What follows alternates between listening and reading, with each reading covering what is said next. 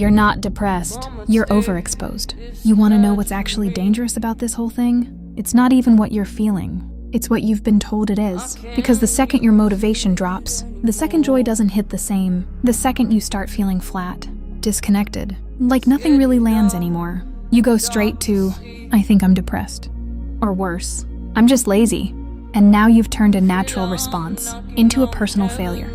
That's the trap, because now you're not just dealing with the feeling, you're fighting yourself on top of it. But listen to me very carefully. Not everything that feels numb is depression. Not everything that feels heavy is broken. There's a word for what a lot of people are actually experiencing right now. It's called languishing, and it sits right in that uncomfortable middle.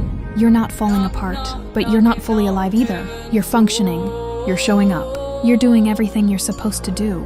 But internally, you feel nothing, flat, muted, like life is happening. But you're not fully inside of it. And then there's anhedonia, that moment where things you used to love just don't hit. Music doesn't feel the same. Achievements don't land. Even good moments feel short, like they pass through you instead of staying with you. And that's when people panic, because they think, this isn't normal. Something must be wrong with me. No, what's happening is actually very specific. You've been overexposed to stress, to uncertainty, to constant stimulation, to crisis after crisis after crisis. And your system did the only thing it could do to survive that. It turned the volume down. Because when everything is intense, nothing can stay intense. When everything demands your attention, your brain starts protecting it. When reality keeps overwhelming you, your nervous system doesn't keep opening. It starts closing. Not completely, just enough. Enough to keep you functioning, but not enough to keep you fully engaged. And that's why this is so confusing. Because you're not falling apart. You're just not there. You're going through the motions, checking the boxes, responding instead of initiating, existing instead of experiencing. And the world will look at you and say, fix it. Be more positive. Go harder. Get your motivation back.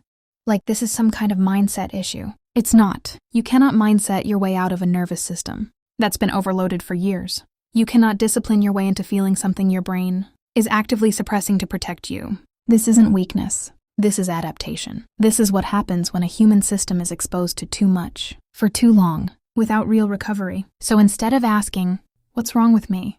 Ask something better. What have I been living through that made my brain decide it's safer to feel less? Because once you see that, once you understand that this isn't you failing, this isn't you breaking, this is you adapting under pressure, everything shifts, the shame drops, the confusion clears, and you stop trying to force yourself back into a version of you that existed before all of this, because that version of you didn't go through what you just went through. And here's the truth nobody is saying out loud. If millions of people are feeling the exact same flatness, the same disconnection, the same loss of interest, at the same time, that's not a coincidence. That's a pattern, and patterns don't come from individual failure.